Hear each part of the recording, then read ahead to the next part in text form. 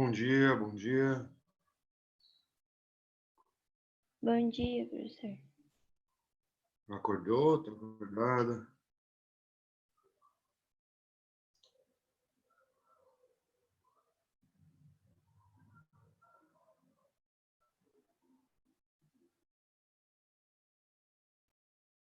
Bom dia, bom dia, bom dia.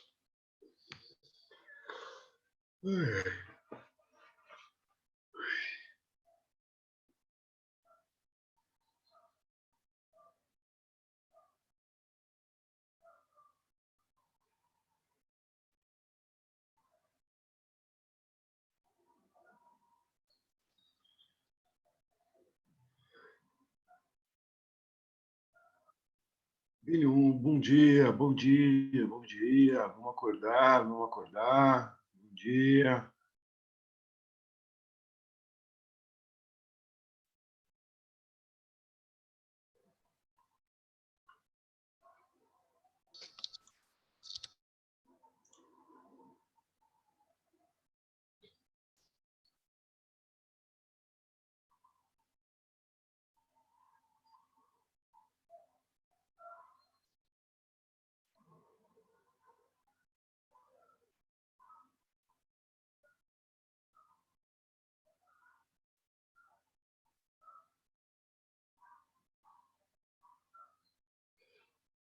Bom dia, bom dia, bom dia.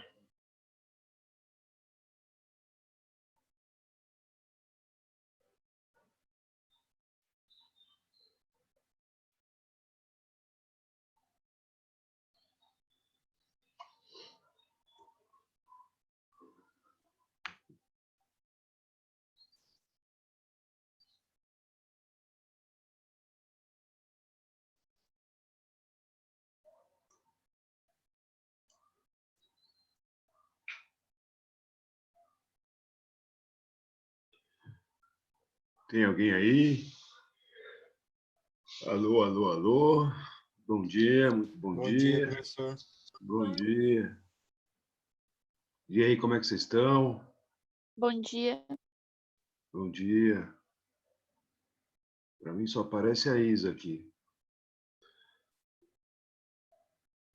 Tá acordada, moça? Só nos exercícios aí, né? É, É isso aí. a gente acha que o Tião teve algum problema porque ele não conseguiu, ele não mandou o link. Aí, Não teve aula? não teve. Ele deve ter tido algum problema, porque ele nunca acontece nada com ele assim. Eita.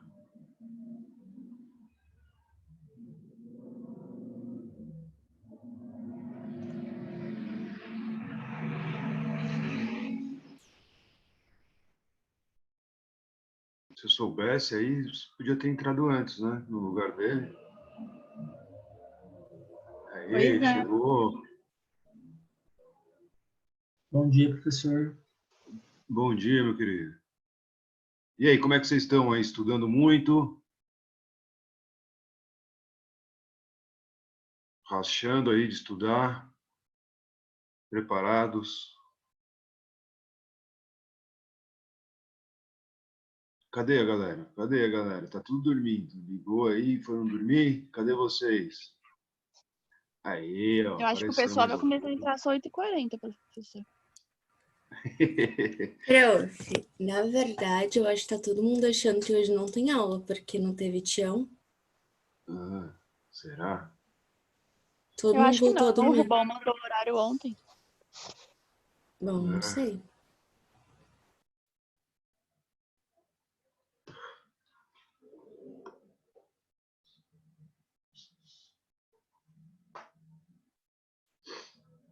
Hoje tem uma aula boa aí pra gente. E é importante. Olha o David. Aí.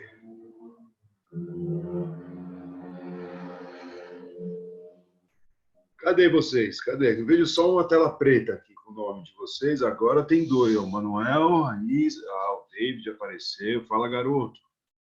Bom dia, É ruim professor. dar aula sem ver a cara de vocês, gente. Vocês não sabem como é ruim isso. Eu vejo a Isa ali só fazendo exercício de matemática, de física, de química. Cadê as apostilas de história, Isa? Cadê?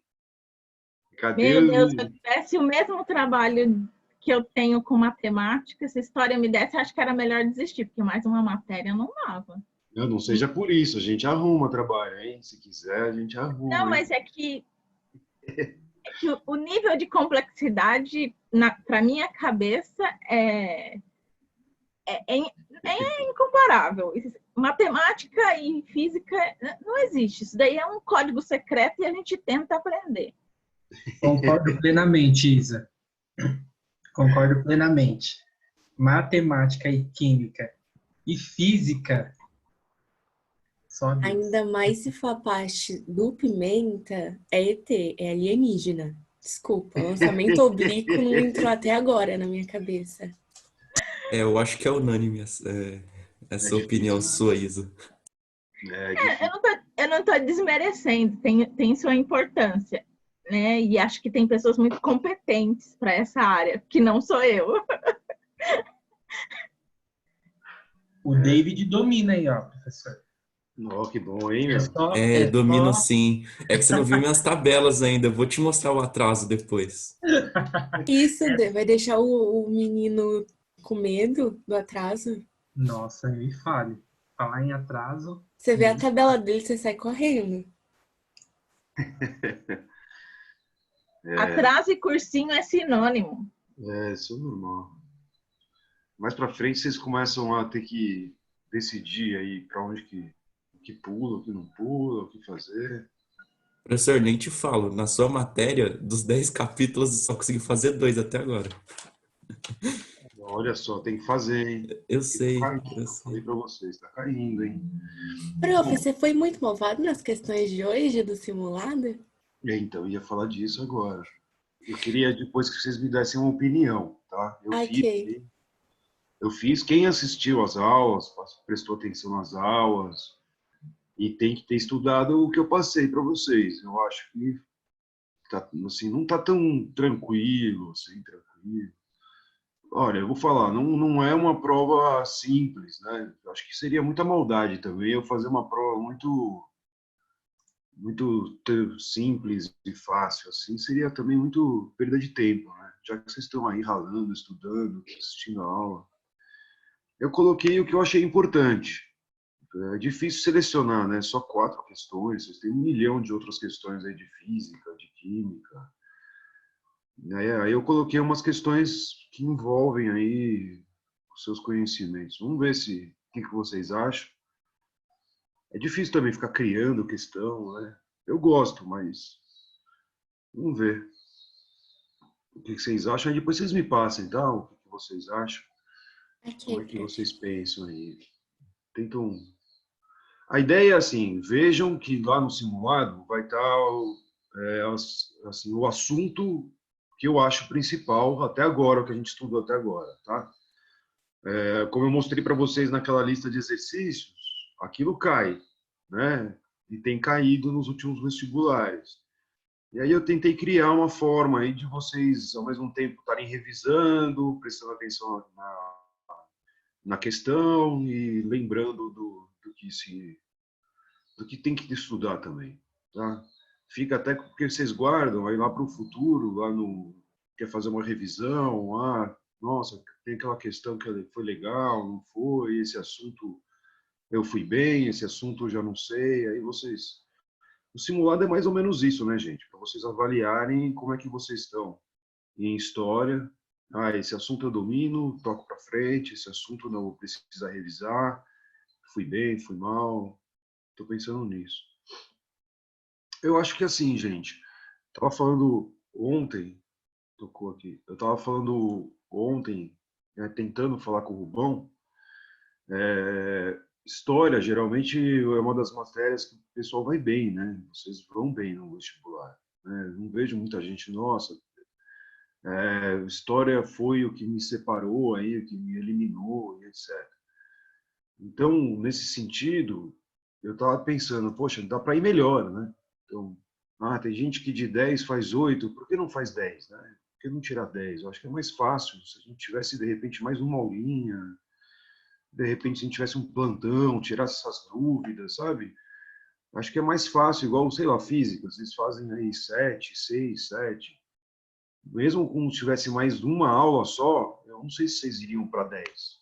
Mas com história eu acho que é mais fácil vocês irem para 10 com mais uma aula. Eu acho, não sei, né? De repente, sociologia, filosofia, né? Geografia, e eu acho que dá para a gente arrebentar em humanas, nas provas, aí gabaritar mesmo e deixar o problema para quem é problema mesmo, para tudo aquilo que é difícil mesmo. Bom, pensando nisso, se vocês façam a prova, né, arrebenta lá, vê o que vocês acham. Tomem um cuidado só de vocês avaliarem mesmo, assim, olha, faz o vestibular simulado como se fosse uma prova. Aí na hora de conferir o simulado, lembra lá, essas são as questões de história. Dá uma olhadinha como é que vocês foram em história, certo? Gasta mais aí, vocês vão gastar aí 10, 15 minutinhos de história só olhando aquelas questões. Por que você errou? O que você achou naquela questão? E aí depois me passa um feedback, assim, para eu saber, olha, volto naquele assunto, não volto. Algumas coisas eu falei lá quando eu conheci vocês, lá no Vetor. E outras coisas aqui nas nossas aulas. Vamos ver como é que vocês estão com relação a isso. Olha, professor, super apoio a ideia de um plantão. Até porque eu não sei o pessoal, mas no meu caso particular, eu vou melhor em ciências da natureza do que em humanas, no momento. Então, para mim seria ótimo. Eu estou à disposição, já falei para vocês, gente. Às vezes a gente pode fugir aí, sei lá, pegar um dia que vocês estiverem um pouco mais tranquilos, assim, uma tarde, ou, sei lá, um fim de semana. A gente faz virtualmente mesmo aqui uma visita no museu, por exemplo. Né? A gente pega, olha, como é que a gente pode analisar isso? Hoje, né, vou mostrar, deixa eu apertar aqui, eu vou mostrar para vocês. Hoje, eu produzi aqui alguns PowerPoints, né? E como eu tenho que publicar esses PowerPoints, eu peguei algumas imagens de museus. Aí eu não sei, eu estava querendo ver. A gente não pode publicar imagens sem autorização, né? E tal, senão vira uma apostila e etc. Então eu posso usar na aula, né? Isso daí é para professor usar, isso daí é livre, né? De acesso livre para a educação. Mas eu publicar como se fosse minha, eu já não posso. Mas eu posso chegar para vocês e mostrar, olha, essa imagem, a gente pode olhar agora a imagem, eu posso entrar num museu agora aqui, fazer essa análise de imagem, né? E aí eu preciso muito de um acompanhamento. Então, assim, a aula aqui seria a aula, eu tenho conteúdos para passar para vocês, para a gente debater, mas, assim, fazer uma análise de imagem, eu preciso ouvir o que vocês veem, vocês precisam parar, observar, eu preciso receber de vocês, eu vi isso, eu vi aquilo. E é o mais legal, quando a gente junta um grupo, cada um tem uma observação que vai fazer o olhar do outro ficar mais aguçado. Nossa, eu não vi isso, nossa, o que te chamou a atenção? Para você é uma coisa, para o outro outra coisa, né? Então, isso seria muito legal a gente combinar assim, de repente, quem Eu acho precisa, que vale, quem quiser. acho que vale a pena, Bruno, assim, não fazer a prova, mas olhar as questões de história, porque acho que nos últimos 2 anos a FUVEST vem mesclando isso muito. Acho que ano passado caiu uma música do Legião. Acho que vale a pena olhar como é que a questão está montada. E aí a gente vai entender a importância dessa atividade extra. Porque Pois é. a FUVEST está mesclando mesmo. E para mim, esse ano, ela vai pegar esse livro da Cecília, ela vai fazer umas questões tipo NASA, tanto em literatura como em história. Tipo NASA, isso é legal. Mas vai mesmo, gente. E tá cada vez mais assim. Eu estou trabalhando num novo livro aí, como eu falei para vocês, de ensino médio e a reforma que esses caras estão querendo fazer ali isso daqui 2, 3 anos, né, que vai acontecer, né? Então a gente já está preparando um livro que vai entrar na escola para daqui 3, 4 anos começarem as mudanças nos vestibulares. É uma briga política também, é uma briga de interesses que existem aí na educação, mas assim, é dado, né? Já saiu a base, ela foi homologada e vai acontecer. Então, isso que a Isa falou é o que mais está propenso a acontecer.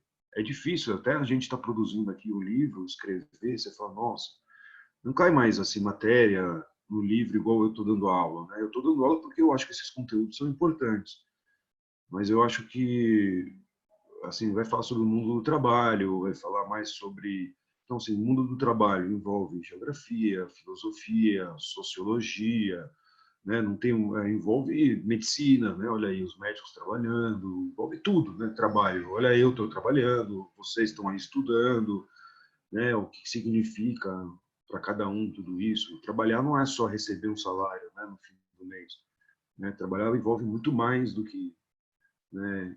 Isso para vocês aí, o trabalho de vocês é esse: assistir aula, fazer exercício, estudar. E o trabalho tem uma questão social na sociedade, o que isso implica. Esse ano são vocês, o ano que vem vocês vão estar estudando mais medicina na faculdade. Daqui 5 anos vai ter uma galera igualzinha também estudando para entrar na faculdade de medicina, e vocês vão estar se formando na faculdade de medicina e ensinando para esses moleques novos que estão entrando na faculdade de medicina. Ou seja, esse ano vocês entram na faculdade e vão ver os caras que há 5 anos atrás estavam fazendo isso que vocês estão fazendo agora, né? Passando por isso. Então a sociedade tem uma dinâmica e ela não é igual, né? Ela vai se transformando, né? Vai se construindo. Então o que era há 5 anos atrás já não é agora, por aí vai, né? Pensando em tudo isso, gente, olha só, eu vou fazer aqui meu share aqui no negócio aqui, cadê? Apareceu ou não? Não apareceu. De novo. Opa. Pensando nisso, gente, ó, eu montei aqui o meu PowerPoint, eu tenho 2, então, para trabalhar com vocês. Eu sei que vocês estão olhando aí. Olha só. Vocês estão vendo a tela inteira, certo? Agora foi. Sim ou não? Carregando ainda. Ah, agora foi, professor. Foi. Ó, essa é uma tela boa aí para a gente pensar, né? Então, aí fala aí do Tiradentes. Ó, eu pus tela inteira, mas não foi, agora foi. Opa, cadê? Aí. Não sei se vocês conseguem ver por aí. Deixa eu diminuir vocês aqui para poder ver toda a tela. A qualidade não é muito boa, mas vocês acham essa tela aí fácil pela internet, né? E assim, o olhar de uma imagem, como que vocês olham para essa imagem, o que vocês observam, né? Eu não vou entrar só no mérito do pintor, né? Só, olha, é o estilo tal, as cores, por que ele usa essas cores, quem são essas personagens que estão colocadas aí, de que forma que estão simbolizadas esses personagens. Então, olha aqui, já é uma outra obra bem diferente daquela, né? Falando do próprio Tiradentes, a ideia aí né, de ser um grande orador no meio de pessoas que você consegue identificar grupos sociais, né? Se você olha quem está atrás, quem está ao lado, quem está à direita, quem está à esquerda, né? Naquela época não tinha isso de fazer uma selfie, né? Então, o cara que pintava isso, ele pintava e era muito bem pensado, né? Cada coisinha que era colocada ali, né? Uma paisagem, ele ficava lá montando o pano de fundo, as personagens, por que a personagem é colocada dessa maneira, por que ele parece certa coisa, por que ele não parece, com quem ele está falando, a cara dele, por que ele está com camiseta, não está, né? Olha aqui, né? O Tiradentes, né? Colocado aí, né? Uma obra aí né? Você vê que em todas elas tem característica religiosa, colocadas ali no centro de uma cidade, né? O cara esquartejado, pendurado, parecendo um Jesus Cristo, sempre remetendo a tudo isso, e por aí vai. Professor, Oi. vou te interromper, mas aquela tela que você mostrou do Cândido Portinari, é do Cândido, né? A primeira tela. Então, o Instagram do Memorial da América Latina postou essa foto dividida em blocos e falando dando meio que um resumo dela que eu tinha Olha visto. que legal. Só um Olha, comentário. então, isso daí é muito, né? As obras deles aí passaram, viajaram e são gigantes, né? Até para colocar aqui na tela do computador, não cabe na tela, né? Por isso que eles fragmentam. Olha, esse pedaço é aquilo, aquele pedaço é ali. Gente, assim, dá para ficar em uma dessas obras horas, né? Se você quiser, você vai no museu lá, você pira, né? Isso daí é uma obra gigantesca, né, que tem. Eu tenho algumas imagens colocadas, olha, dá uma diferença de um realismo aqui, né? Uma obra daquela e uma obra dessa. Ambas têm os seus méritos, né? Ambas descrevem um certo momento, uma certa realidade ali, uma visão que ele quer passar. Olha esse tal desse realismo, essa obra colocada aqui, né, do Maia. Olha isso, né, que é colocado aqui, né? Poxa, é muito melhor do que várias fotos de hoje em dia, né? Até de filmes aí que você imagina, olha a imaginação do cara naquela época, né? O cara não tinha um drone para estar no meio do mar, ou tipo, o cara guardou ali uma imagem, né? Você vê os detalhes colocados ali nas velas das embarcações, das pessoas, a fumaça, como que isso foi criado, né, numa tela dessa, uma baita de uma obra, né, para você estudar. Aí tem a história da obra, a história do autor, qual é a visão dele, né? Quando a gente está falando da Batalha de Trafalgar, aqui a gente está falando da derrota de Napoleão, né, pelos ingleses, ou a vitória dos ingleses na batalha contra o Napoleão, né? E isso daí foi levando a muitas mudanças lá na Europa e tem a ver com a nossa aula. Aqui já é uma obra do Turner, certo? Então, assim, eu vou começar a aula agora aqui, depois a gente vai colocando essas imagens. Aqui já é um Goya, né? Isso aqui caiu na FUVEST várias vezes, os desastres da guerra, né?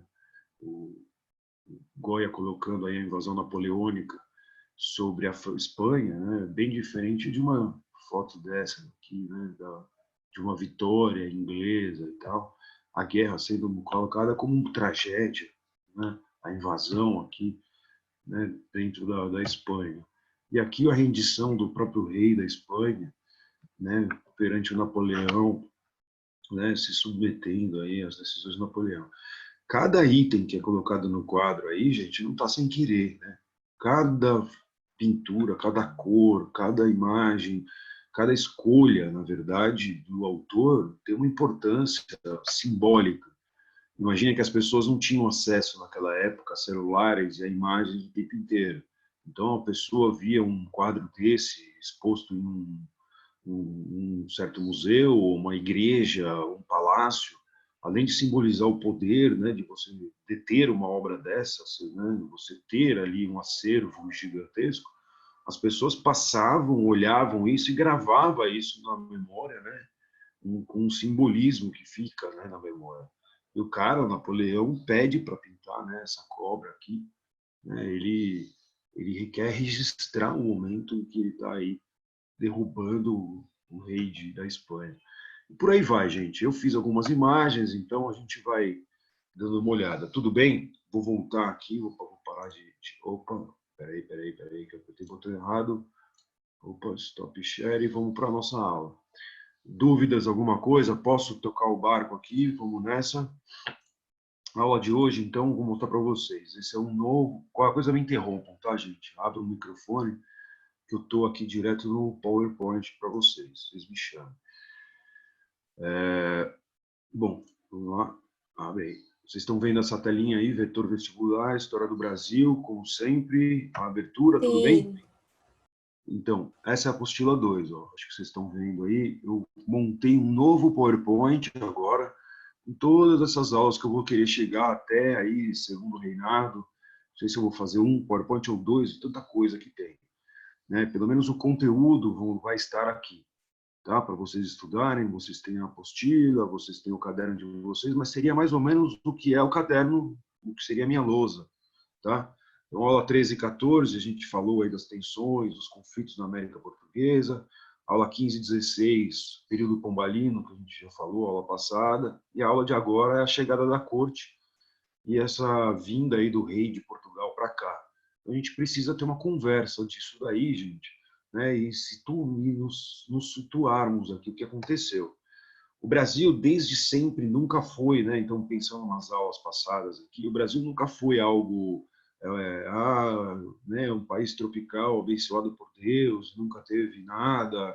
Como a gente vê, foi uma conquista de território pelos portugueses, né? Com resistências, com guerras e etc. A gente estudou isso, eu coloquei para vocês pesquisarem coisas que não tem nas apostilas, a novidade que não é bem novidade, mas admite, não é bem novidade, mas é que vocês precisam procurar mesmo. Opa, tá aqui, entrou. E vocês precisam estar atentos. Então, coloquei aqui no PowerPoint para vocês irem atrás lá, desde a chegada, olha só, na primeira metade do século, já no primeiro século da chegada, no segundo século, levante dos Tupinambás, Tamoios, Cariris, essas guerras que a gente já viu aqui. Na época dos franceses, tá? Então, eu coloco algumas dicas no final aqui, falando uma epidemia enfraqueceu os indígenas. E um detalhe, tá, gente? Para quem for escrever sobre isso, acho que é época de epidemia, quando a gente fala de epidemias, né, que a gente está vendo, pensa na realidade.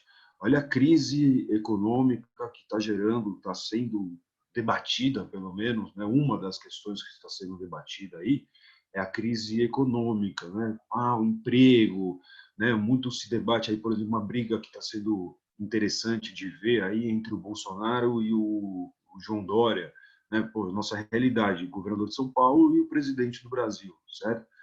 E um fala que tem que fechar tudo, outro fala que tem que abrir, um fala que é pela saúde, outro fala pela economia, e no fundo tudo é tudo, né? Não tem uma separação dessa. Mas para os indígenas, o que significa, né, o cara ficar com uma gripe, certo? Que fosse ali uma dor de barriga, né, que ele pegasse ali dos portugueses. O que significa para os indígenas isso? Isso daí são estudos que são muito a visão, eles não ficam em casa, né, gente? Indígena, fica em casa. Pô, o cara tá com dor de barriga, etc. Ele tá na aldeia, ele vai contaminar toda a aldeia. Ele não vai sair para caçar, por exemplo. E se ele está enfraquecido fisicamente, etc., ele passa a ser caçado em vez de caçar, né? Ele vai passar a significar para o indígena, por exemplo, então, não só a própria sobrevivência, mas a sobrevivência da aldeia. Se os guerreiros que vão atrás da comida, né, eles passam a estar enfraquecidos, a aldeia inteira está enfraquecida, né? Porque cada um exerce sua função ali. Um vai caçar, o outro vai cozinhar, o outro vai... cada um tem uma função, né? As mulheres, os homens, o pajé, isso e aquilo. Então, não é só falar o cara está doente, ele teve uma dor de barriga. Isso vai além para os próprios indígenas, né? Falar, nossa, dizimaram os indígenas. Às vezes, nem foi a própria doença que matou os indígenas, né? Às vezes não foi uma guerra mesmo ali, de morte. Uma dor de barriga leva ao enfraquecimento de uma aldeia inteira, e muitas aldeias são obrigadas, às vezes, até a mudar de lugar. Olha, a gente precisa sair daqui, que aqui está contaminado. Então, eles iam para outro lugar. Chegava em outro lugar, encontrava outro grupo, e aí tinha um choque entre esses próprios grupos, né? Peraí, aqui já era meu, aqui não era. E aí entre os portugueses, aí entre os franceses, e por aí vai. Então, a gente viu, né, algum desses levantes, né? Coloquei para vocês o que acontece no meio de tudo isso. Eu coloco no finalzinho algumas dicas, tá? Mas é questão de vocês pesquisarem. Mendes Sá, como eu falei para vocês, ele vem aqui, derrota tudo isso.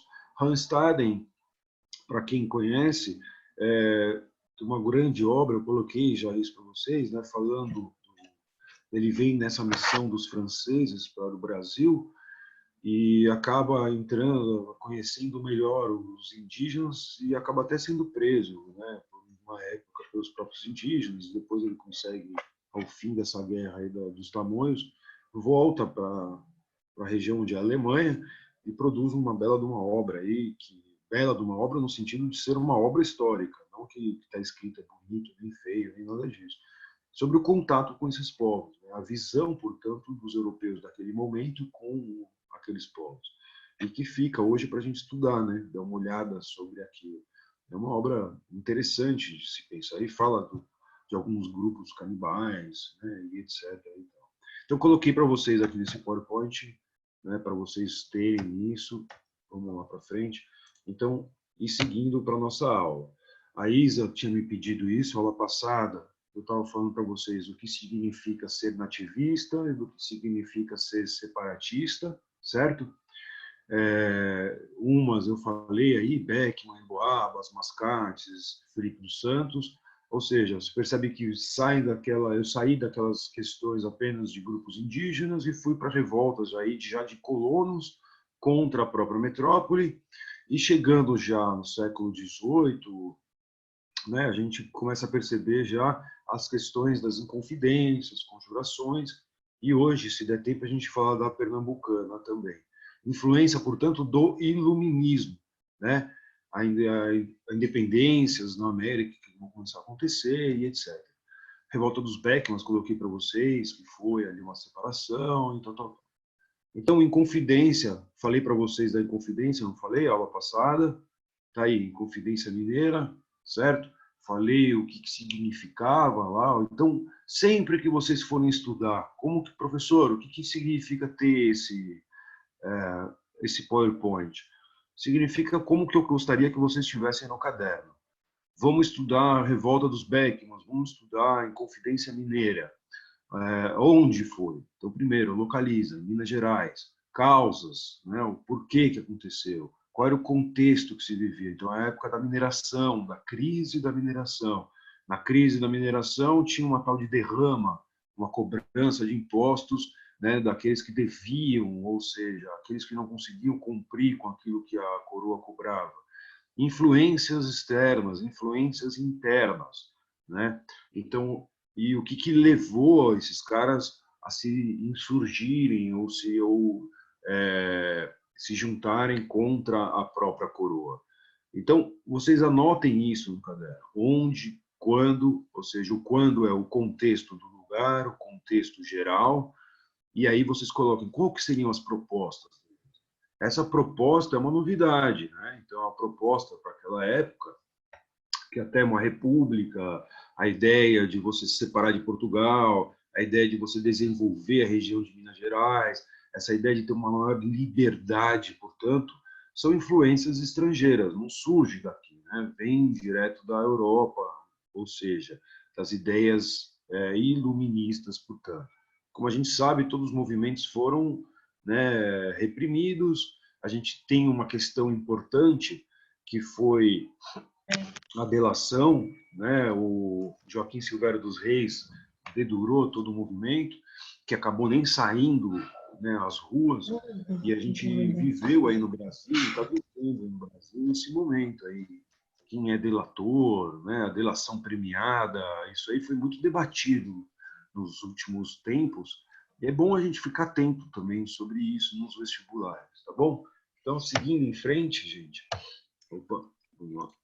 Seguindo em frente, eu coloquei para vocês também que já na Bahia teve uma conjuração, né, que a gente chama dos alfaiates, ou a conjuração baiana.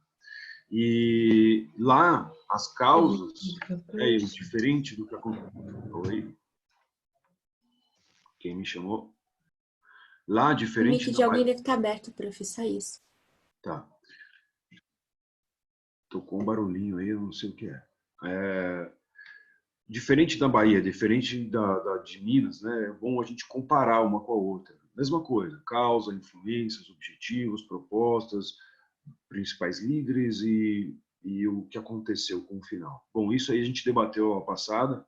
Aqui na Bahia já é uma coisa um pouco mais popular, né, uma coisa muito mais ligada ao povo, à decadência da região. Lá não era o ouro, lá era a decadência do açúcar, né, e entra a questão da escravidão, a proclamação da própria república também na Bahia. E como eu mostrei para vocês, uma das bandeiras, opa, não, uma das bandeiras que era colocada na Bahia, na época da independência, é essa daqui, certo? Então, eu coloquei aí para vocês. Aparece para vocês esse, não? A bandeira da Bahia? Sim. Sim, vocês estão vendo aí, né? Certo? Era essa daqui. Então, tá aí uma das pouquíssimas imagens que a gente tem da época da Conjuração Baiana, certo? Mostrava aí um período colonial brasileiro e tal. As imagens que são criadas de Tiradentes são imagens muito diferentes, né, gente? O Tiradentes é colocado aqui com a cara de Jesus Cristo, branco, opa, colocado, portanto, como um herói nacional, né? O Tiradentes foi colocado aqui, às vezes, como um grande professor. Você vê que ele está com uma vestimenta aqui como se ele fosse um cara humilde, simples. Você vê que são colocadas pessoas aqui que são escravizados ou livres, né? Mas africanos aqui seriam afrodescendentes, sei lá. Mas e aí o caráter religioso sempre, né? Por trás dele aqui vocês conseguem ver, né, que ele está discursando para alguém, etc. Tem um caráter, sempre tem um caráter religioso colocado aí com o Tiradentes, tá? Esses símbolos aí são importantes para vocês perceberem, portanto, as diferenças que aconteceu entre um e outro. Então tá aí para vocês, conjuração e etc. Coloquei isso, ó. Essa seria a aula de hoje para a gente pensar. Então, quando vocês forem estudar rebeliões, revoltas, guerras, conspirações, inconfidências, conjurações, etc., no Brasil, busque definir no seu caderno os principais conceitos desses títulos. Ou seja, dá uma olhada aí que o professor preparou. Ou seja, revisa cada um desses momentos anteriormente que eu coloquei aí, cada uma dessas revoltas como exemplo, certo? E tenta colocar uma justificativa, né, para o uso. Por que que se usa rebelião? Por que que se usa conjuração? Por que que se usa revolta? Por que que um é confidência? Confidência é a traição, né? Conjuração já são pessoas que se juntam num juramento contrário àquilo lá, né? Então, como que a gente pode estudar? Então, vocês façam essas anotações no seu caderno. E ali, depois de ter estudado tudo isso, a minha sugestão, cria uma hipótese. E se eu quiser chamar a revolta lá dos Beckmans de uma conjuração? E se eu quiser chamar aquilo de uma conspiração? Né? Quando você adota uma desses conceitos, você tá colocando ao mesmo tempo já um olhar, né? E qual olhar, então, você estaria colocando? Se isso é uma conspiração, eu estou chamando esses caras de conspiradores e etc. A gente está vivendo uma época no Brasil, acho que está fácil de perceber isso, né? Um acusa o outro ali no governo, um está conspirando, o outro está querendo me derrubar, o outro está tudo isso. Então, se você coloca, é uma conjuração, são pessoas que se colocaram uma ideia junto, né, em conjunto, querem o fim da escravidão, querem uma república, uma ideia de liberdade, né, uma ideia de alfabetização, de educação e tal. E em confidência, o cara é traidor, né, um cara... eu falei de delação premiada, mas hoje o que mais se fala aí é que um traiu o outro ali no governo, a saída do Moro, por exemplo, com o Bolsonaro, um não para de falar isso, né? Tá bom? Então, fica aí o exercício para vocês estudarem, tá aí, certo? Não esquece que revolução já é algo um pouco mais profundo, né? Uma coisa de rompimento das estruturas. E a gente está vivendo um momento que vai ser exatamente isso. Fim do século XVIII, ou seja, 1789, e a gente está falando, portanto, da Revolução Francesa, né? E o que levou a acontecer essa revolução lá na França? Né? E como que chegam essas metrópoles europeias? No caso de Portugal, afeta diretamente o Brasil, o que acontece com Portugal. E a gente sabe que o século XVIII para Portugal, apesar do crescimento aurífero, da exploração, do desenvolvimento da Revolução Industrial na Europa, Portugal está toda vez tentando fazer reformas, cada vez mais tentando fazer suas medidas. Então, a gente viu que essas metrópoles europeias elas sempre tiveram rivalidades, disputas econômicas, né? A gente viu no começo Portugal e Espanha, mas agora a gente está falando de uma Inglaterra e de uma França em ascensão, e agora o novo modelo capitalista aí, que se impõe no século XVIII, com as ideias iluministas, são da Revolução Industrial, da liberdade econômica, né? E, ao mesmo tempo, a metrópole ela quer liberdade para ela, na Europa, mas não para as colônias. Então, a gente vive esse paradoxo aí, essa dicotomia, né? Poxa, mas o cara da colônia tem a cabeça de colono europeu, ele é europeu, e ao mesmo tempo é um europeu conservador, porque aqui ele tem escravos, mas ele quer se libertar de Portugal, mas assim, eu quero a liberdade, mas nem tanto, né? Eu quero... Então a gente fala, né, como que a gente separa tudo, essa bagunça na nossa cabeça, né? Como que a gente pode falar de tudo isso? A gente fala assim, na Europa, a gente vai estudar a Europa, o que levou à Revolução Industrial na Europa e quem eram aqueles agentes. Na colônia, por mais que esse cara tivesse a cabeça de um europeu, ele não é europeu, ele é um colono já. A gente já está falando de 3 séculos de colonização, né? A gente já está falando de uma miscigenação muito grande.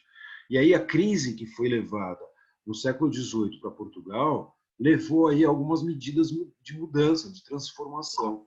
A gente viu, né, essas tentativas de superação de crise, que seriam para acabar com o déficit da balança comercial portuguesa, tentar cada vez mais restringir o comércio com as colônias, né? A gente cada vez mais cobrar impostos nas colônias, e a gente sabe que com a consequência desses movimentos serão cada vez mais dar força aos colonos quererem a independência, a separação, etc.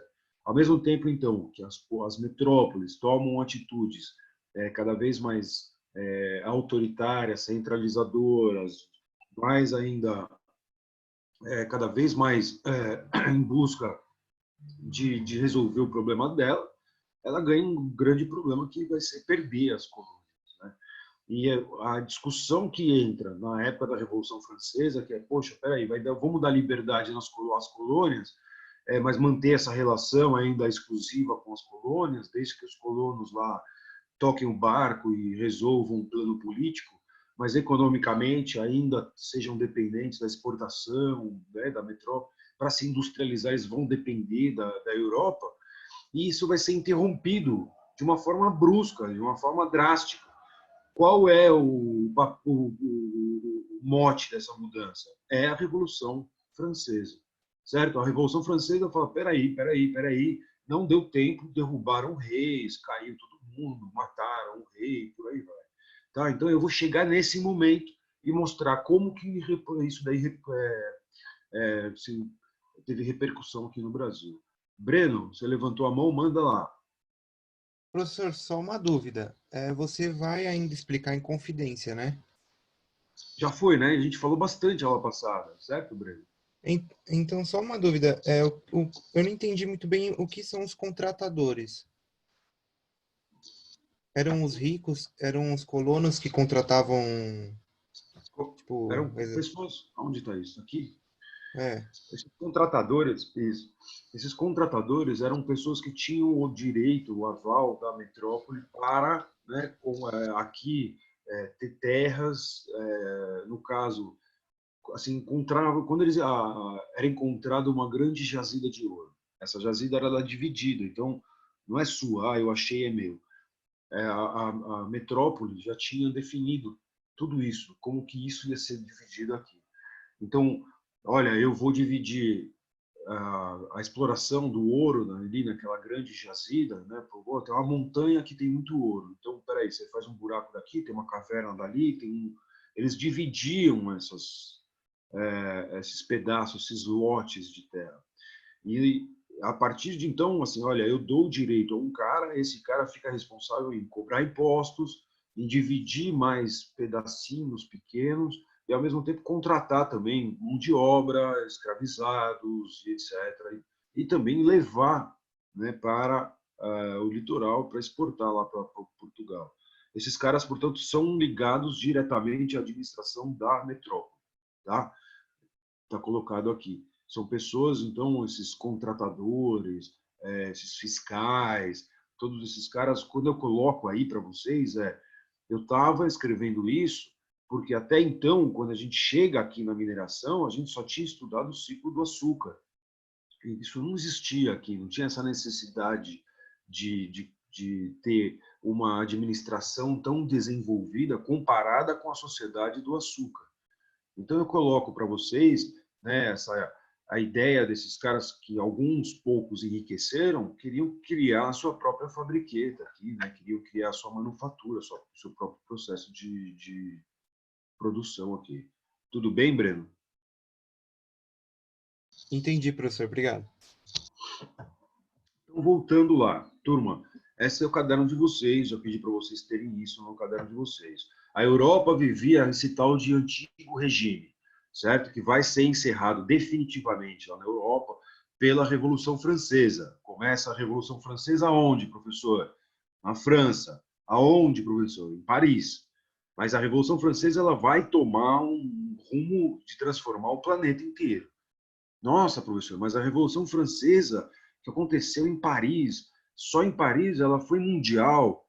Como que a gente consegue estudar isso? Bom, isso daí a gente pode fazer um debate uma outra hora. Eu não vou entrar no mérito da Revolução Francesa, mas a Revolução Francesa tem um início, lá é a sede do poder, né? O símbolo do absolutismo desde Luís XIV, né? Que colocava lá que é a ideia de ser o próprio representante do Estado e tal, né?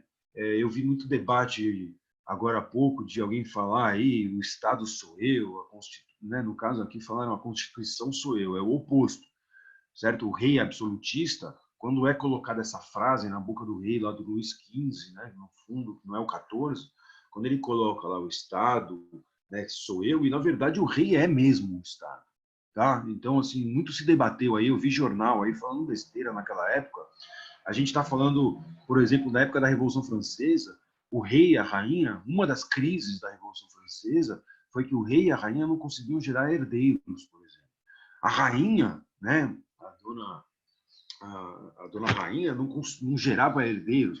Quando um dia vocês aí fizerem uma viagem lá para Paris, etc., vocês vão visitar ali do lado de Paris, a gente tem Versalhes, né? Ou seja, o rei ele tirou toda a sede administrativa de Paris e levou para uma cidadezinha do lado. Ali em Versalhes criou um baita de um palácio, um negócio fabuloso, né? Que a gente tem ali para estudar, uma coisa impressionante. E levou toda a administração, ou seja, fica todo mundo lá. E o rei e a rainha dormiam ali no seu quartinho, e todo dia de manhã entrava a galera e fiscalizava, levantava lá a coberta e falava, e aí, né, rolou, não rolou à noite? Ou seja, né, o próprio ato, né, de gerar um herdeiro não é, olha, uma satisfação sexual do rei e da rainha. Era algo como se fosse uma crise que gerasse uma crise dinástica, uma crise de sucessão do próprio rei e da rainha, uma crise institucional. Pô, o rei não vai gerar... Pô, pera, cara, cadê? Se a rainha só gerar mulher, peraí, cadê? Precisa gerar um outro homem. Então a rainha passa a ser uma mera reprodutora ali. E a rainha que não tem filhos, fala, nossa, ela é amaldiçoada, essa rainha, ela é não sei o quê, ela é isso, ela é aquilo, ela é doente. E aí as fofocas, né, naquela época, meu, se hoje tem, né, gente? Imagina naquela época, certo? Então, realmente, quando você fala o Estado sou eu, pô, até gerar filho né? Então, quando você olha, né, no símbolo do rei, óbvio que o rei devia falar cada vez mais pataquadas, e a gente tem um monte de reis e reis por aí, assim como hoje a gente tem aí presidentes e presidentes, né? Só que naquela época não tinha internet para você ficar falando ao vivo aí, ser ouvido e ficar registrado. Registrava-se aquilo que, né, os ditos oficiais. Então, nesse antigo regime, né, uma monarquia absolutista, né, o Estado centralizado, né, em que o apoio da nobreza, do clero, ou seja, os donos de terra, né, a própria igreja, portanto, juntamente com o rei, tomavam as principais decisões daquele Estado.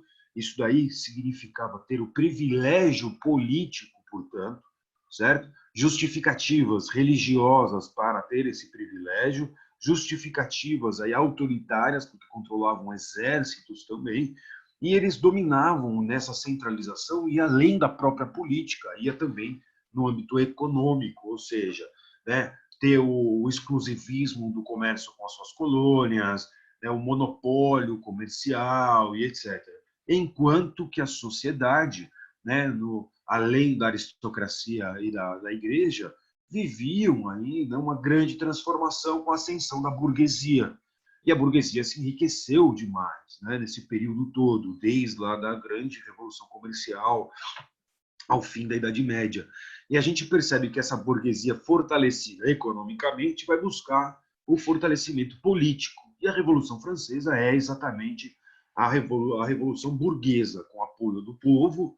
Eles tomam o poder e propõem a limitação desse novo Estado, que seria uma monarquia, primeira fase constitucional. Logo em seguida, viram que não deu certo uma simples constituição limitar o poder do autoritarismo do rei, não ia dar certo, tiveram que degolar o rei, né, lá na guilhotina, foi um instrumento do terror que dá início a um período que a gente chama de Convenção Nacional. E aí, na Convenção Nacional, debate-se muito o que essa Constituição vai ter. E, obviamente, esses grupos novos que emergiram aí dentro do parlamento, dividem-se entre as ideias do que era esquerda e direita, lá, jacobinos e girondinos. Né? Para aquela época fazia muito sentido o Estado ser para todos, o Estado ser só para uma elite da aristocracia, da burguesia privilegiada, o voto vai ser censitário, o voto vai ser universal.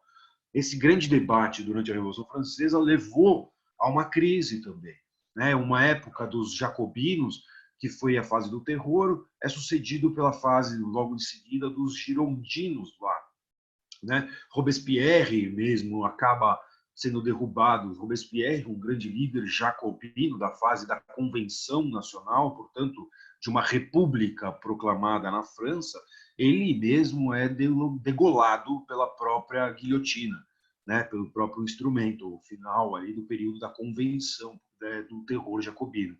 Entram os girondinos no poder à direita e a direita faz a mesma coisa. Né, o terror da direita também degolando todos da esquerda e vira uma nova briga. O fim de tudo isso dá-se com o diretório, a fase do diretório, portanto, uma limitação. 3 pessoas que comandam agora a própria França. Então, um abade, né, e o Roger Ducos, um economista, e um cara, um baixinho safado lá, que ganhava diversas guerras ali importantes, porque a França também vivia nesse momento da Revolução ameaças estrangeiras, certo? Que as coligações internacionais ameaçavam invadir a própria França. No começo era um grupo mais ligado ao rei, que queria manter a monarquia, ao final já é um outro momento, porque é o Napoleão Bonaparte já comandando esse diretório. E o Napoleão vai ganhando a sua notoriedade com o exército, e no final da Revolução Francesa, já 10 anos aí de revolução, né? Então a gente percebe o Napoleão se preparando, centralizando cada vez mais o poder nas suas mãos e derruba o diretório.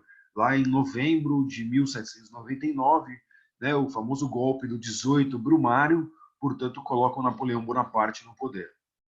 Esse período, portanto, centraliza o Napoleão passa a ser o cônsul, então é o famoso período consular que a gente fala aí do Napoleão Bonaparte, e ele vai continuar centralizando esse seu poder até virar imperador francês. E o que significa a palavra império, portanto? Significa, portanto, a expansão francesa e conquista de outros territórios, guerras e por aí vai. Dentre essas guerras de Napoleão estão, né, a expansão, uma da Revolução, dos ideais da Revolução, de liberdade, igualdade, fraternidade, a ideia da nação francesa que emerge nesse momento. E 2, a gente está falando de uma guerra que derruba os antigos regimes dentro da Europa. Derruba ali, quando eu coloquei o Fernando da Espanha, aquele cara se submetendo ao Napoleão, é o fim do absolutismo, né? A visão do Goya não era a derrubada do poder, se vocês lembram lá, vamos lá. Na hora, se vocês olham aqui, a visão, isso que eu estava tentando colocar para vocês. Enquanto um mostra aqui, vocês estão vendo isso, gente? Está mostrando aí a tela para vocês? Essa tela do quadro? Não, tá no slide ainda. Opa, peraí, então. Vamos pôr aqui o quadro para vocês. Está aqui. Voltou? Está aí, ó, o quadro. Esse é um quadro que mostra o poder. Napoleão Bonaparte portanto, invadindo lá a própria Espanha. Vejam que aos pés de Napoleão Bonaparte, aqui no centro, tem uma pessoa que parece aí ser um frade, alguma coisa assim, um caráter religioso, né? O cara está ali meio que, né, implorando, pedindo, às mãos de alguém atrás de Napoleão Bonaparte, uma carta que seria ali uma limitação de poder, alguma coisa oficial. Você vê que as cores vermelho, azul e branco são colocadas em cima desse vermelho e azul aqui do rei, que abaixa a cabeça perante o próprio Napoleão Bonaparte. A visão aqui já do Goya é bem diferente. A invasão napoleônica e o povo, né, por trás de tudo isso. O Goya, portanto, ele vai ser um dos primeiros a falar sobre os desastres da guerra.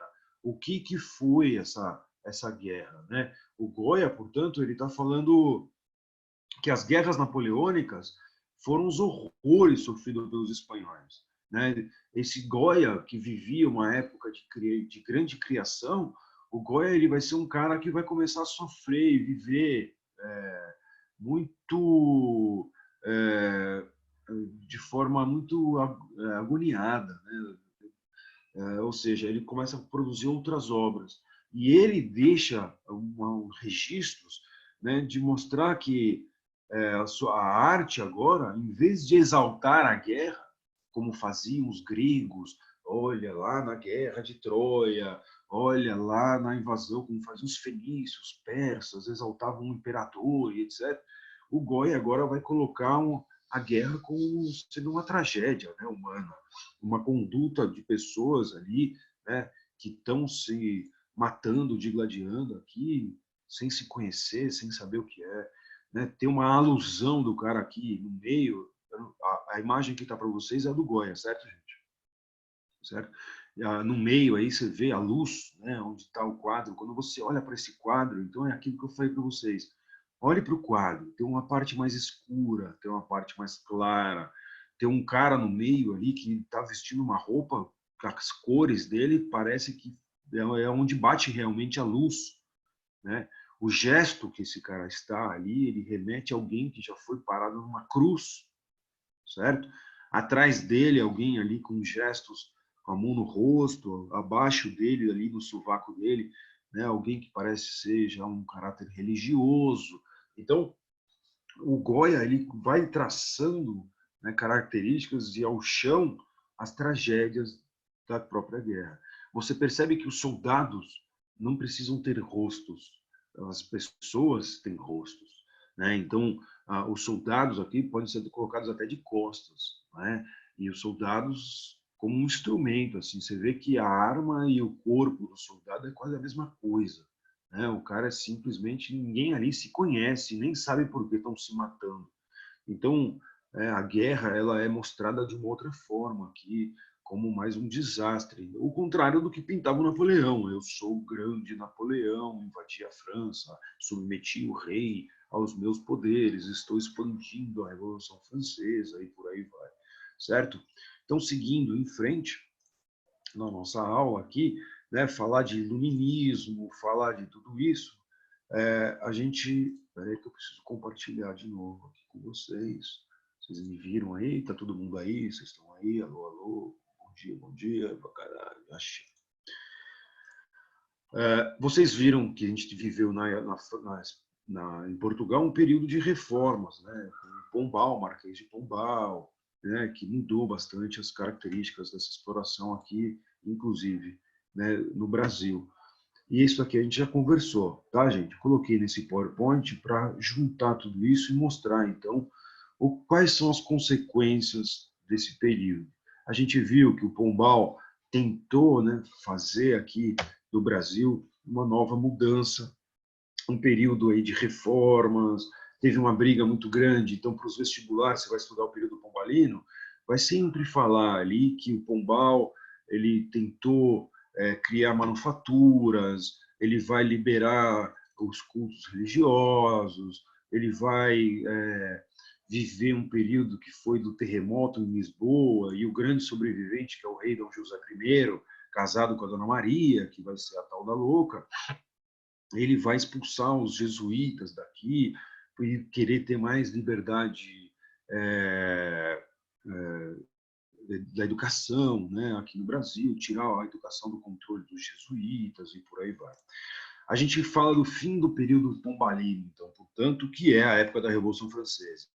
Caiu o rei Dom José, morreu, certo? Lá em Sintra, em 1777, olha lá, certo? Um ano depois da independência dos Estados Unidos. Marquês de Pombal, óbvio, tchau, até mais, certo? Caiu o rei, que tinha colocado Pombal para ser o grande reformador, cai todo mundo. Por quê? Juntamente com a Dona Maria, que assume o trono, o grupo conservador, que tinha sido a aristocracia, que tinha perdido os privilégios lá em Portugal, começava a pagar mais impostos, etc., assume novamente o poder. Esse grupo religioso também, né, muito ligado ao clero português, vai desfazer ou anular muitas das medidas de Marquês de Pombal.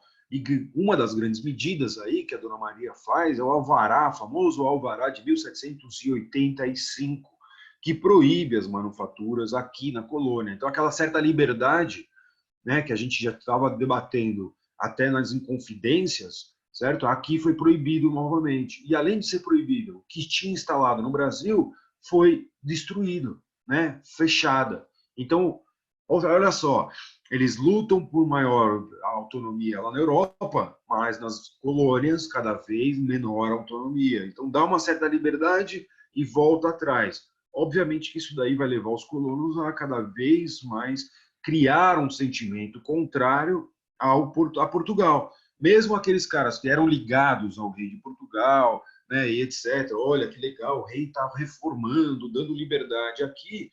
Volta esse grupo conservador e esses caras falam, pô, tá na hora de se libertar mesmo. Não dá mais para ficar aqui no Brasil vivendo sobre as decisões do rei de Portugal, as vontades da aristocracia portuguesa.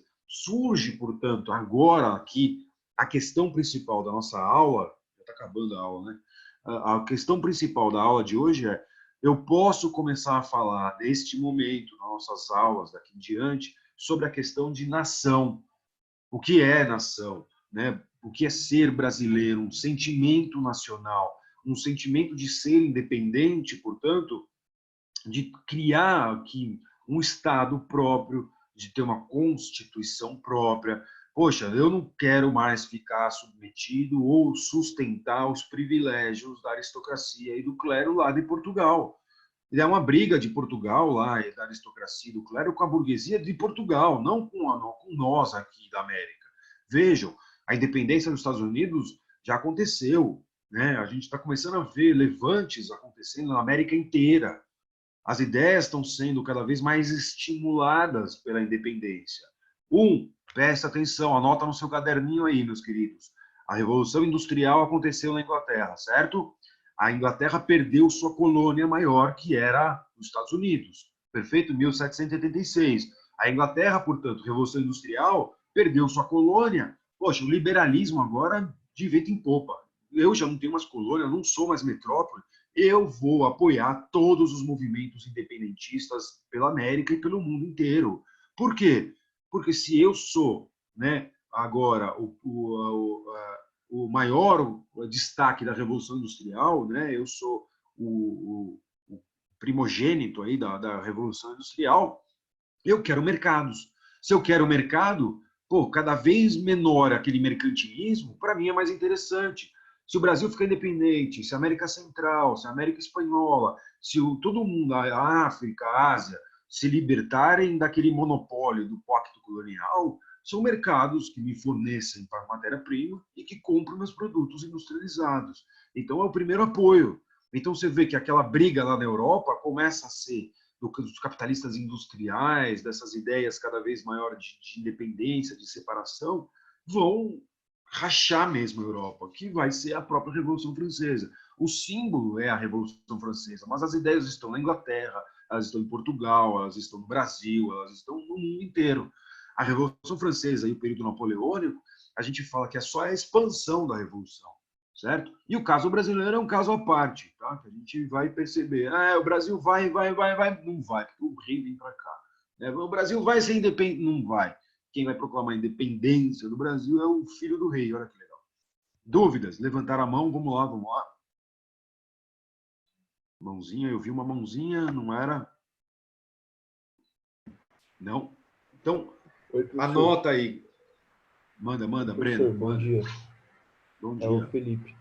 Felipe. Eu posso dizer que, tipo, depois que o Pombal tirou a educação das mãos dos jesuítas, tipo, quais foram os reflexos disso na escolarização aqui na colônia? Se eu posso dizer que, tipo, aumentou a escolarização ou isso diminuiu aquele sentimento do, tipo, dos colonos de pertencimento à sociedade europeia, se isso trouxe mais uma... É que, tipo, não se pode falar ainda de nação, né, brasileira, mas, tipo, se isso desconectou os colonos de Portugal, sabe? Tipo, se eles se reconheceram mais como diferentes. Pois é. Então, lembra, então, quando a gente fala dos jesuítas, eles tinham uma dupla função aqui, né? Uma era da catequização, certo? Com os indígenas, a catequização seria uma tal de conversão dos indígenas à cultura portuguesa, à cultura europeia e por aí vai. Quando a gente está falando da educação dos colonos, seria trazer aqui os costumes, né, e também essa cultura para essa sociedade. Então, uma sociedade mais conservadora, que eram os jesuítas. Eles tratavam, portanto, com os indígenas e tratavam também aí com os próprios colonos. Então, quando a gente fala de educação, aqui no Brasil, no caso brasileiro, a gente ainda não tem universidade. Então, os colonos, para falar que a gente tem um debate de um pertencimento, de criar um próprio sentimento de nação, de liberdade, a gente não tem uma faculdade aqui. Os colonos tinham que estudar na Europa, certo? A gente vai ter universidade aqui, as primeiras universidades aqui no Brasil, com o Dom João vindo para cá, fugindo do Napoleão Bonaparte. Lá na América Espanhola, por exemplo, já tinha universidade desde o início, né? Como eu falei numa outra aula aí, para eles era interessante, porque a própria universidade dava maior autonomia aos colonos, podia dar maior autonomia, mas era necessário para aquele momento, para eles, a característica dos próprios espanhóis, em dar essa maior liberdade aos colonos, mas eles tinham uma conquista muito grande de impérios, né, já montados, de sociedades grandes ali, né? Então a guerra foi muito custosa para os espanhóis. E nesse gasto da guerra eles conseguiram uma certa ambição ali, a liberdade de universidades. Então percebe que mesmo com a reforma de Pombal, quando você fala, a sua pergunta coloca, vai levar essas ideias uma maior... Olha, eu não colocaria aqui um colégio aqui que expandiu as ideias, mas óbvio que a gente está falando que essas ideias de separação, essas ideias de conspirações que ocorrem aqui no Brasil contra a metrópole, os primeiros sentimentos de república, de constituição, de separação ou de identidade mesmo com o próprio Brasil, surge na elite, certo? Porque a gente está falando de uma grande quantidade de pessoas que hoje são brasileiros, mas que naquela época eram escravizados, né? Excluídos, certo? A própria Inconfidência Mineira, tirando um ou outro ali que toca no assunto da escravidão, eles eram todos escravocratas e não falavam de abolição da escravidão.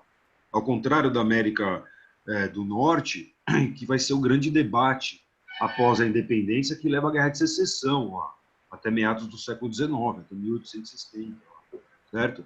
Aqui na América Espanhola, com a independência, agora que caiu o rei da Espanha, com a independência, são grupos que precisam levantar-se contra esses colonos conservadores, então eles precisam do povo, então eles vão abolir a escravidão. Então, aqui no Brasil, isso nem é debatido. Quando a gente fala de nação, olha a pergunta que eu coloco para vocês aqui. Vamos focar agora nesse PowerPoint aqui, vocês. Eu sei que vocês estão aí olhando os seus cadernos, mas, por favor, eu coloquei bastante exercício para vocês hoje aqui nesses PowerPoints, tá, gente? Então, dá uma olhadinha aqui. O que significa cultura? Como é que você define cultura? que é identidade. Você tem cultura, você, né? Cultura a gente fala, nossa, aquele cara tem bastante cultura, né? Até esse tipo de palavra. Agora, como conceito, uma sociedade, qual é a cultura brasileira? Existe uma única cultura, certo? E você? Você se identifica com o quê? Você se identifica com qual grupo, né? Você se identifica com o vetor? Você não se identifica com o vetor? Você se identifica com medicina? Você se identifica com o quê? Certo? O que significa nação? A nação é um conceito que surge aí com a Revolução Francesa. Você deixa de ser servo e súdito de um rei e passa a ser agora um cidadão francês. Você passa a ter direitos constitucionais. As leis agora servem para todos, certo? A lei que vale para um, vale para o rei, que vale para o outro. As leis são iguais, todo mundo é igual perante a lei, certo? O Estado, portanto, ele pode agora ter governos distintos, mas o Estado se separa, portanto, desses indivíduos. O Estado ele pode ser uma república, como foi durante o processo revolucionário ali colocado por Robespierre, derruba um rei, guilhotina um rei e a rainha também, certo? Coloca uma república, res pública, uma coisa para todos, o Estado é de todos, e todos agora são cidadãos, cidadãos regidos por uma Constituição. Essa Constituição delimita também o que você pode e o que você não pode fazer, certo? E se você fizer o que não pode, significa que você vai sofrer as consequências também previstas em lei, não pela decisão arbitrária de alguém que se diz o Estado, como era o rei.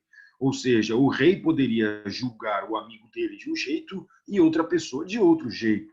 Agora não, a lei determina, é assim, quem fez isso cumpre a lei desta forma. O governo, portanto, pode ser um governo mais à esquerda ou um governo mais à direita.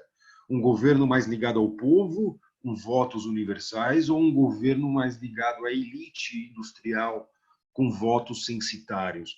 A gente pode ter um governo que é uma monarquia, a gente pode ter um governo com uma monarquia constitucional, a gente pode ter um governo que foi uma república, portanto, certo? A gente pode ter um governo de Napoleão Bonaparte, que vai ser aí desde consulado até um cônsul, até um imperador da França, certo? Com as leis. O próprio Napoleão Bonaparte cria um código civil naquele momento. Então, as perguntas que eu coloco aqui, que são as perguntas que vão dar o mote da aula.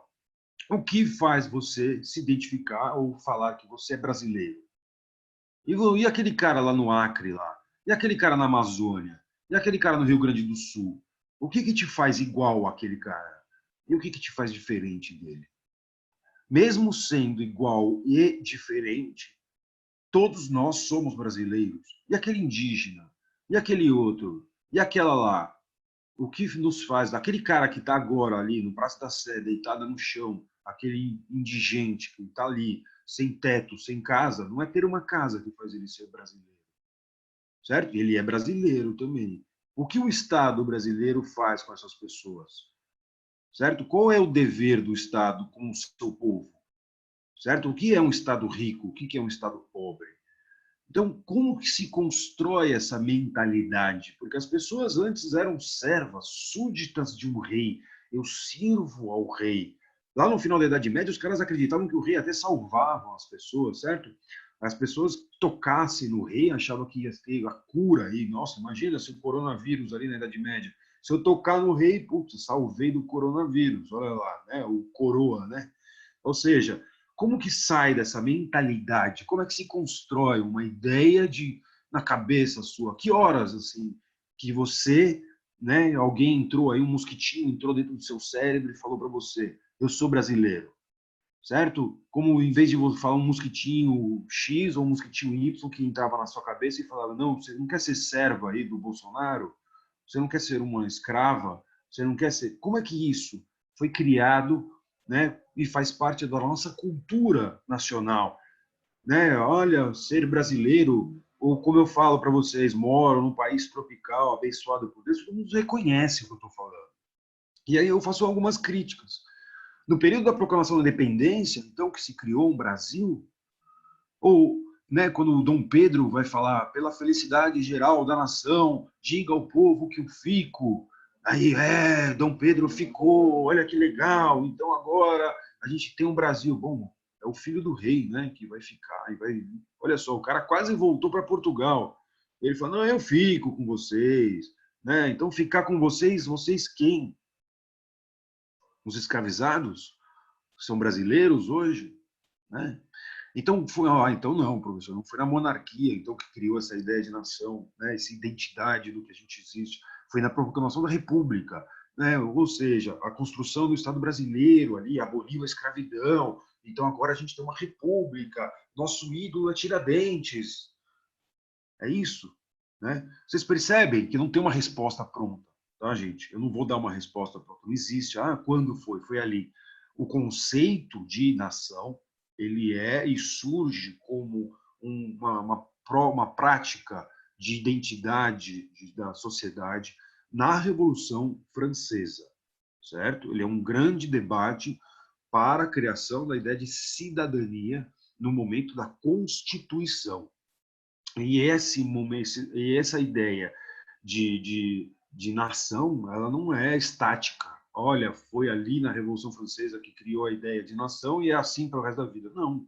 Hoje, nação, todas as pessoas que vivem no território, sobre o mesmo estado, falam, se entendem pela mesma língua, né? Praticamente a mesma língua, falam aí o português, portanto, né, conseguem saber aí se eu falar brasileiro, se você sair aqui do Brasil, você vai se perceber muito mais como um brasileiro do que, portanto, um argentino, ou um siberiano, um extraterrestre, etc. Tá? São questões aqui que não têm uma resposta pronta, né, o que te faz ser brasileiro. Né? Na verdade, é ter uma língua, ter um território, né, mas nem sempre foi assim. Né? Os conceitos, portanto, ter uma cultura também faz parte. Ter uma língua também faz parte da sua história, da sua identidade. Tudo isso. Tudo bem? Então, a gente está falando do Brasil, a construção de uma independência do Brasil. Eu chamo o Brasil, então, portanto, de um processo de independência. Certo? Eu falo que essa independência do Brasil, ela não foi, o Dom Pedro ali no Riacho do Ipiranga, então, quando ele resolveu parar ali, levantar a espada no Riacho do Ipiranga e proclamar a independência, quem estava ouvindo? Né? Quem estava ali? Ele gritou para quem? Né? Como se aquilo fosse o ato, portanto, aquilo é um símbolo que foi dado. Né? Esses símbolos que foram tomados ali, que não são, às vezes, ou eles são mal interpretados ou eles são mal usados. Né? A gente tem que tomar um cuidado, portanto, quanto a isso. A independência ela faz parte de um processo de contexto mundial, ou seja, a influência dos Estados Unidos, da independência dos Estados Unidos, com interferência das ideias do iluminismo e da Revolução Francesa, liberdade, igualdade, fraternidade. A Revolução Francesa, que tem um início lá com a tomada da Bastilha, certo? Em 4 de julho de 1789, que tem a fase constitucional da monarquia, tem a fase da convenção, do diretório. Já coloquei isso tudo para vocês. Eu escrevi aqui, tá? Aí eu falei para vocês do Napoleão.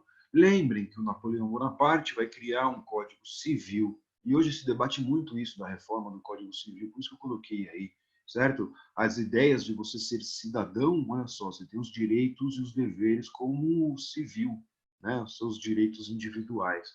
O Napoleão Bonaparte também ele vai começar agora a grande expansão e ele vai criar uma guerra que é a guerra contra a Inglaterra.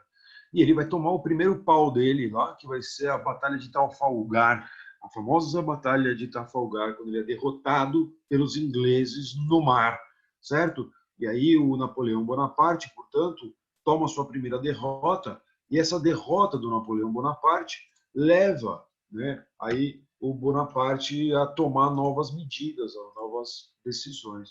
Essa é a famosa Batalha de Trafalgar, aí, que foi pintada, coloquei para você pelo Maia.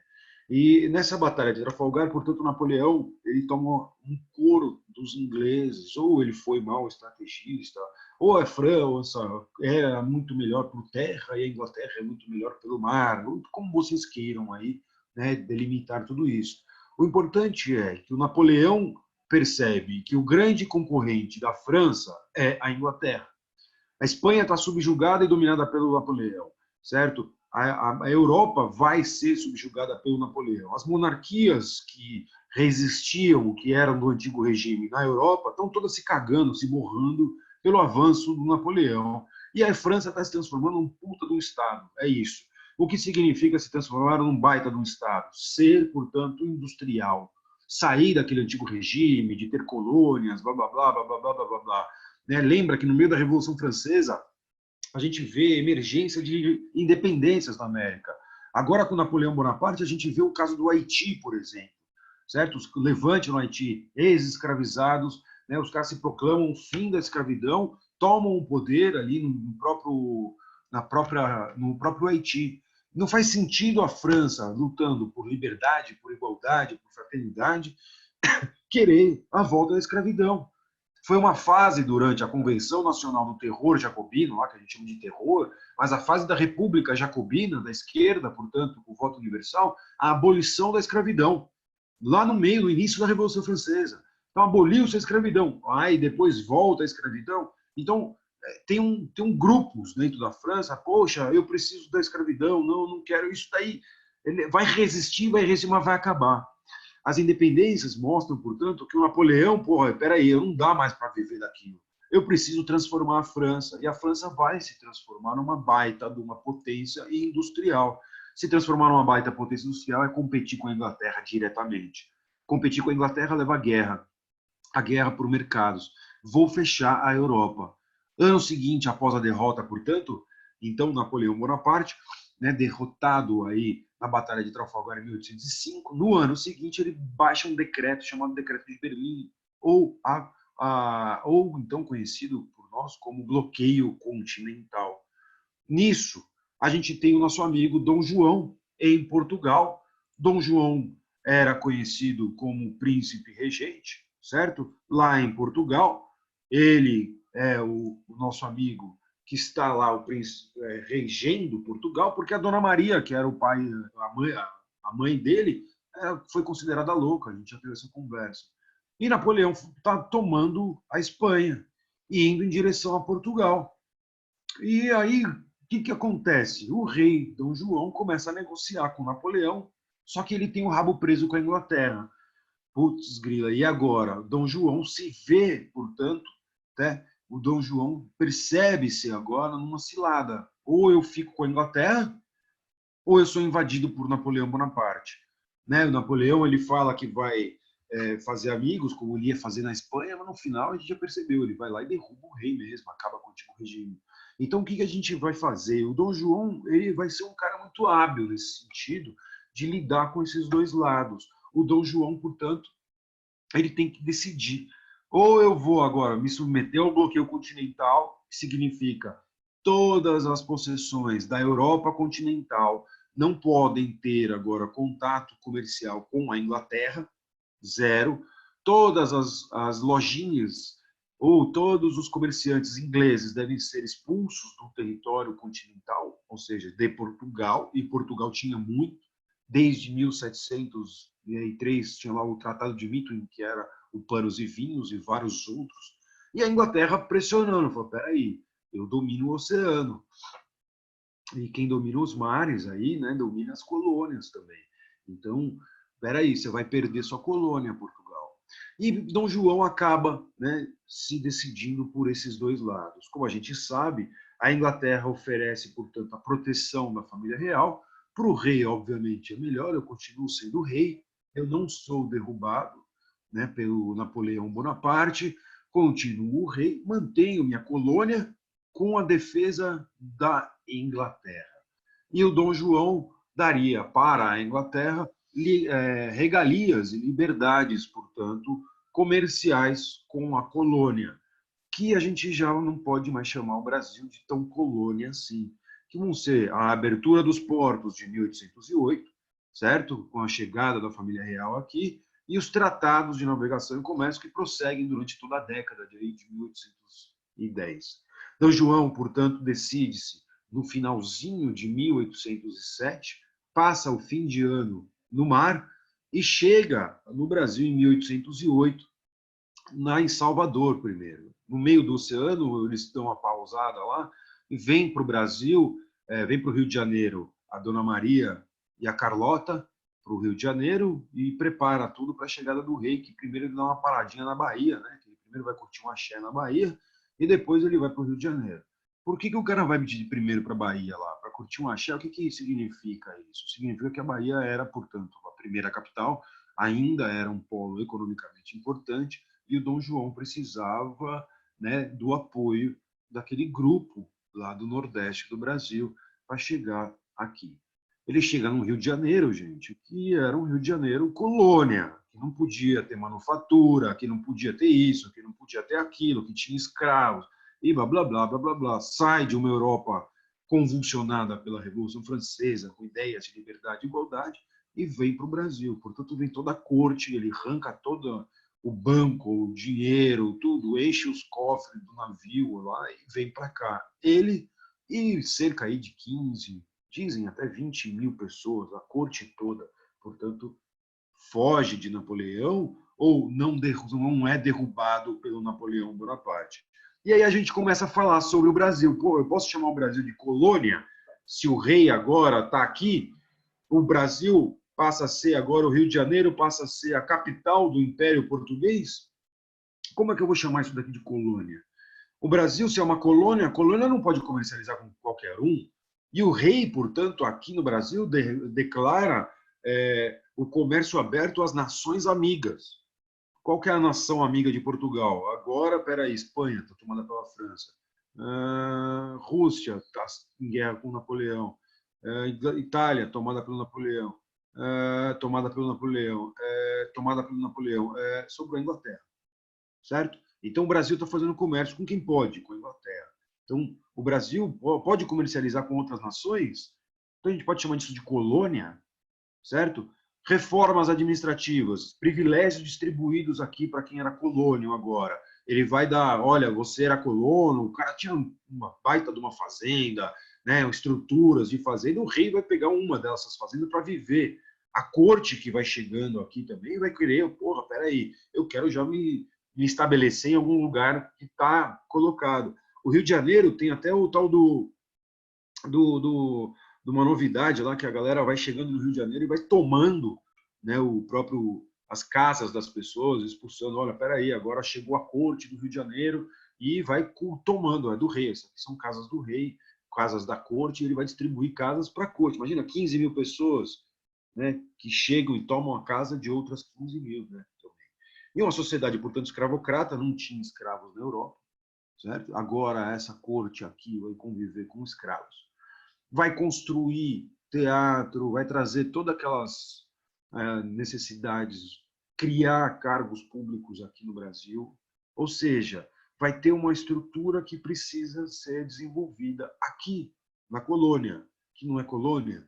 Como que a gente vai chamar isso? Capital do Império Português. Portugal caiu. Mas Portugal tinha terras aí na África, na América, na Ásia, certo? Ministros de estados comandando todo esse império aqui. Todo o comércio de Portugal vem para cá, para o Rio de Janeiro, da África, da Ásia. Então a gente vai ter agora, nesse período de 1808, com a chegada do rei, não só a chegada do rei, preste atenção, vocês aí que são da área de biologia, a chegada, portanto, de muita coisa de todo lugar do planeta do Império Português. Tem um estudo de biólogos e botânicos lá no Rio de Janeiro, importantíssimo sobre isso, quando você vai lá para o Palácio lá Real do Rio de Janeiro, os primeiros estudos de transgênico e etc., que os caras criaram aquelas palmeiras imperiais lá para o rei, foi lá. Os caras trouxeram, era um japonês, um cara lá do Oriente que veio, era tudo chamado de chinês naquela época, certo? Não é porque eu não sei, é porque não se falava mesmo. E ele vai ser contratado pelo rei para fazer os enxertos, que eram trocar ali o caule de uma planta pela raiz de outra, para se adaptar ao solo brasileiro do Rio de Janeiro, né? E fazer as construções num jardim botânico. O rei tinha a ideia também de ter ali espécies, né, de plantas aí de todo lugar do mundo, certo? Criar, portanto, essas ideias aí. Ele vai desenvolver a ciência, ter as primeiras universidades. E o rei, ele é fudidão, né, o rei de Portugal. Quando ele chega no Brasil, o que ele vai fazer? Pô, Napoleão maldito invadiu Portugal. Vou agora que eu cheguei no Brasil, que eu estou aqui instalado, declarar guerra contra a França. Olha que legal. E aí ele declara guerra contra a França, e a França, no caso, tinha uma colônia aqui na América, vizinha aqui, que é a Guiana Francesa. A Espanha também é dominada pelo Napoleão, portanto não tem Espanha, é França lá, certo? Então a região Platina também aí vai entrar em guerra contra o Dom João aqui. Olha só, o Dom João, né? A Guiana tinha cana-de-açúcar, muita cana-de-açúcar. A Cisplatina, a região ali, Uruguai e Argentina, a gente sabe que é importantíssimo, né, para navegação, aí a região do interior do Brasil, né, a região ali de Goiás, Mato Grosso, e etc., a pecuária e muito mais riqueza. Não coloquei aqui e eu preciso colocar para vocês a importância também de guerras contra os indígenas, certo? Aqui se vê toda essa corte para cá, né, mantém a escravidão. Olha só, o debate de abolir a escravidão foi por água abaixo, acabou. Aqui, portanto, no Brasil, os indígenas são considerados atrasados. Aquilo que a gente falou de educação, os portugueses vão precisar educar essa nova corte que está aqui. Espera aí, os caras estavam na universidade em Portugal, cadê a universidade? Então vai ser construída. Rio de Janeiro, Bahia e Recife, as 3 principais capitais daquela época, vão ter as primeiras universidades do Brasil, certo? Navios, portanto, cada vez, né, dentro aqui, entre o Brasil e toda a América, África. Então, a gente vai ter cada vez maior essa quantidade. E aí, suspensão, portanto, daquele alvará da mãe dele, que era a Dona Maria, que proibia as manufaturas aqui, certo? Olha só, o regente suspendendo uma decisão da mamãe. Olha o próprio golpe, né, gente? O autogolpe que a gente fala aí, né? O grupo conservador que estava com a Dona Maria louca, que proibiu as manufaturas na colônia, vem para a colônia e fala: esse lugar está atrasado, agora a colônia precisa ter indústria. Olha que beleza, certo? A gente vê, né? Olha aquela contradição, né? Ao vivo, diretamente no Brasil. O Brasil, portanto, vai ter um crescimento gigantesco nesse período? Não, certo? A gente está falando aí só dos núcleos importantes para Portugal ainda. Vamos desenvolver o Brasil. Que mané Brasil, meu amigo? A ideia desses caras começa a se dividir. O rei vai ficar aqui até quando? Vai ficar para sempre? Não vai? Né? O rei, portanto, ele vai voltar para Portugal um dia, que o Napoleão cair? Não vai? Como é que vai ficar isso daí? E, portanto, começa esse debate já que, pô, peraí, né? A gente vai morar para sempre aqui? Não vai?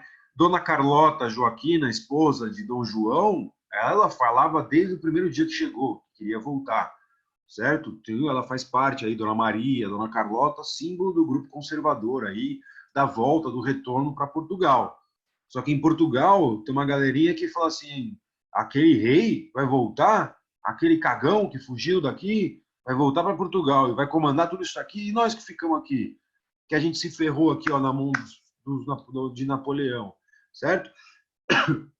Napoleão invade Portugal. E Napoleão invade Portugal ali, né, o general Junot invade Portugal e depois vai criar uma guerra contra a Rússia, né? E as campanhas contra a Rússia vão minar as forças de Napoleão já em 1812, primeiras derrotas lá na Batalha das Nações, em Leipzig, lá perto da Rússia, e Napoleão, portanto, começa as suas primeiras derrotas lá, né, na Europa. Napoleão, portanto, está cagando para Portugal. Napoleão está preocupado agora em ganhar da Rússia. Ele vai transformar agora todas as suas forças para conquistar a Rússia, certo? E ali ele vai ser derrotado em 1814, a primeira derrota, é preso, mandado para uma ilha, ele foge da ilha, lembram disso? Volta, sai marchando sobre a França, porque o rei voltou na França e tal, derruba o rei, toma o poder, o famoso governo dos 100 dias de Napoleão.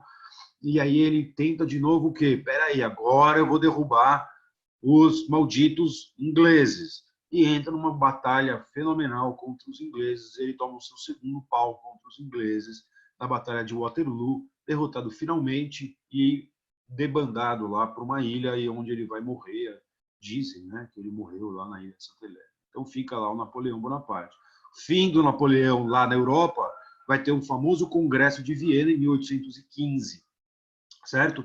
Um reestabelecimento da Europa, uma discussão gigante, o que vai acontecer, peraí, volta o antigo regime, não volta, quem quer o antigo regime, quem quer Constituição, quem quer isso, quem quer aquilo, e a gente sabe quem quer a volta das colônias, quem não quer, e por aí vai.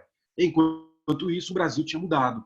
O Brasil tinha agora um banco, Casa da Moeda, tinha Casa de Comércio, estradas. Significa só um prédio, gente? Não. Significam administradores e pessoas trabalhando dentro, especializadas, com sentimentos agora do Brasil, certo? Casou, de repente, com uma brasileira, sei lá, casou, de repente, com uma indígena, com uma ex-escrava, sei lá, certo? Que está estudando medicina na Bahia, no Rio de Janeiro, direito em Pernambuco, em São Paulo, que está construindo o Jardim Botânico, ou trabalha na Biblioteca Real, que está fazendo pesquisa num observatório astronômico, por exemplo, certo? As primeiras obras de artes que a gente tem, o incentivo do próprio rei, com aquela missão francesa, artística, franceses, artistas franceses que eram perseguidos pelo Napoleão Bonaparte, fizeram uma grande empreitada e são muito bem-vindos aqui com o Dom João. Então a gente tem a famosa missão francesa que vem para o Brasil. Só que, ao mesmo tempo, a gente tem uma sociedade conservadora. Não dá para falar, nossa, o Brasil cresceu muito. A monarquia, que era absolutista, veio para o Brasil com a família real, com toda a corte. E uma classe média de profissionais e artesãos, aí, que eu coloquei qualificados, certo? É uma época que chega muita gente no Brasil. Aumento demográfico no Rio de Janeiro, putz, é vertiginoso, né? Só de 20 mil pessoas que chega da corte, a gente vai passar, né? Eu tenho aqui o gráfico, peraí, eu tenho o gráfico que eu coloquei para vocês, eu não coloquei, tá, vocês estão vendo aí? A população sai de 40 mil para 80 mil. Vocês estão vendo o gráfico aí, gente? Prof, não apareceu. Não, peraí, vamos lá. Quando eu mudo, não vai. Então, vamos lá, professor, pôs agora aqui, ó. Tá aí, demografia do Rio de Janeiro. A população sai de 40 mil lá em 1799, fim da Revolução, olha lá, 1821, vésperas da independência, dobrou, né? Você dobrar a população é uma coisa muito grande. E o Napoleão está ali, ó, dominando toda a Europa, certo? Portugal, Espanha, França, Áustria, e em direção à Rússia, certo? Aqui, né? E a Inglaterra está separada. A linhazinha preta desse mapa aqui significa o bloqueio continental, tá? A ideia da Europa, o continente europeu aqui ser dominado. Batalha de Trafalgar é aqui perto de Londres, ele vai tentar entrar por um canal.